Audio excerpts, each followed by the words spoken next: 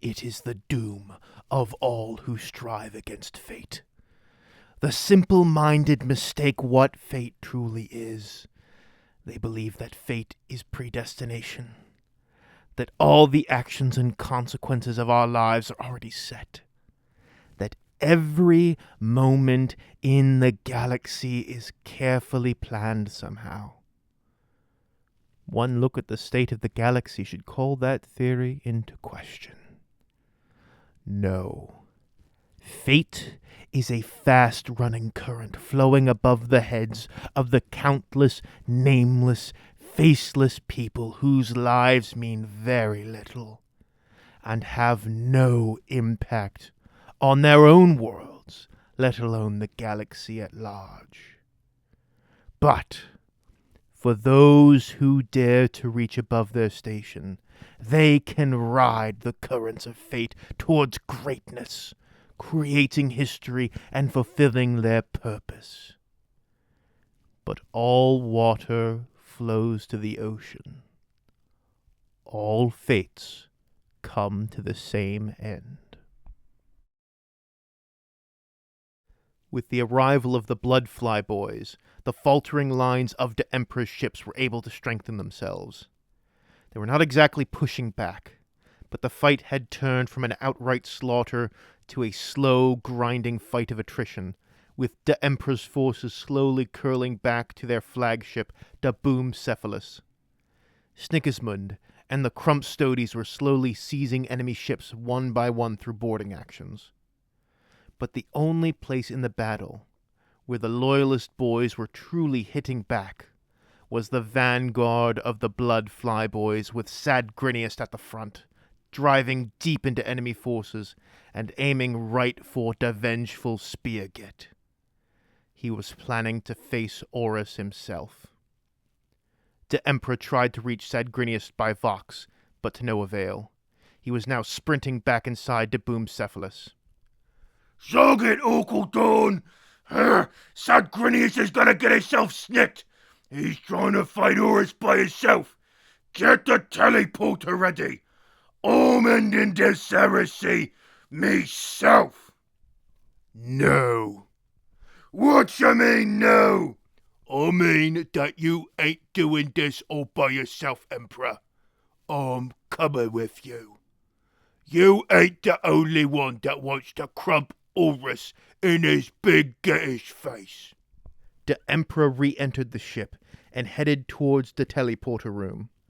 When he arrived, Orkaldorn was already standing on the teleporter pad as mech priests work feverishly. "No, it ain't working. There's not enough power." "Then say your prayers louder so God can hear ya." The Emperor stepped onto the pad as well. "We gotta get into the big boss room of the vengeful Speargit. It's dead center, right in the middle of the big skull on the ship. Get us there with no zog-ups." "Right, no zog-ups. By the will of the Omnisire, we'll get you there all right and proper."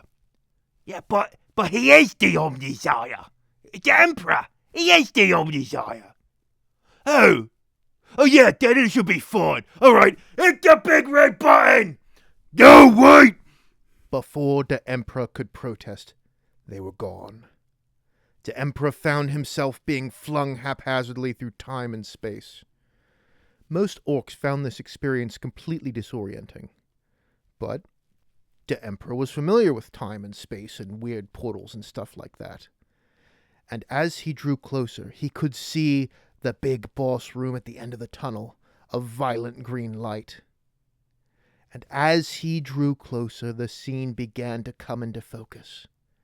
There were dead loony squighounds and blood flyboys all around as the Emperor set his golden boots onto the bridge of the vengeful Speargit.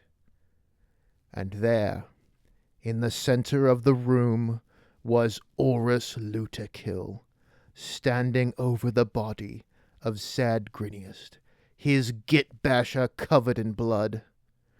The great Squighawk wings of the Primarch of the Flyboys had been torn away from his back as he lay in a pool of his own blood. The Emperor looked around. Orkildorn was nowhere to be seen. Oris grinned. I knew you'd show up. Once a pretty flyboy got herself crumped, I knew you wouldn't be far behind.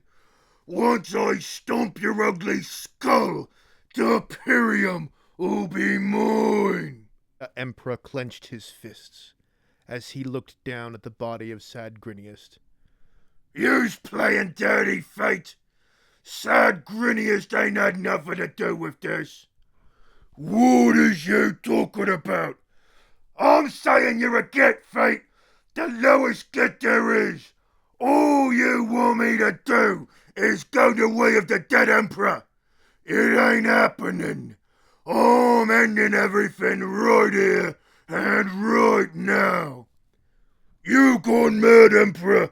Huh, it don't matter. I, Oris Lukakill, is gonna be the new Emperor and crush all the Yumis, Pansies, Blue Sticks, Bone Boys, and Spiky Gits. All of them. You ain't Oris. You're just Fate. You ain't never done nothing except what some other git told ya. I made ya, and I told you to go on crusade. And I'll bet some other git got to talking in your ear, and now you're doing what they say. Who was it? Orkgar? Did you betray me 'cause of that git? No. You betrayed me because you ain't really Oris. You's just a fake puppet. Quit your yapping and get to fighting.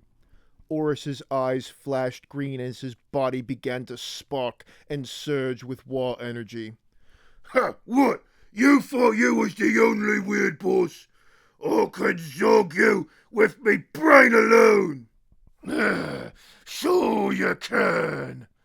The Emperor's rage boiled within him as an enormous green flaming fist manifested before him. It crackled with energy as the wall itself seemed to be pulsing and boiling out of the Emperor. You killed Sadgriniest! By the fist of Gork! Get zogged! The enormous fist plowed into Oris, driving him back into the wall of the big boss room.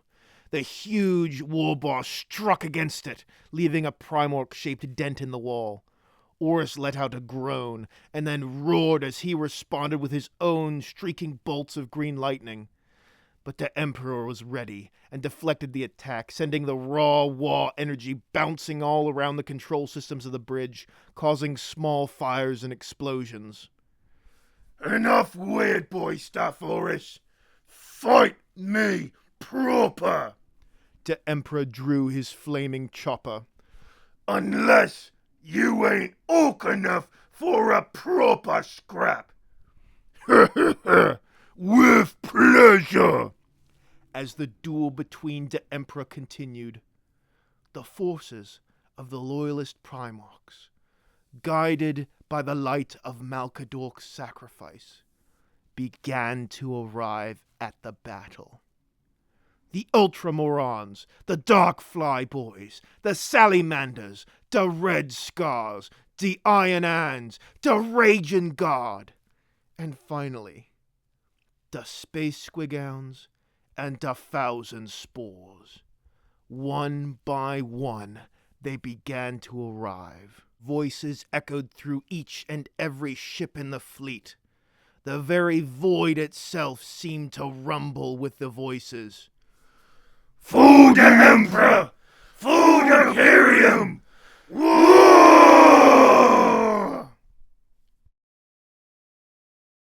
No man do they call me. My mother and my father, and all my comrades as well.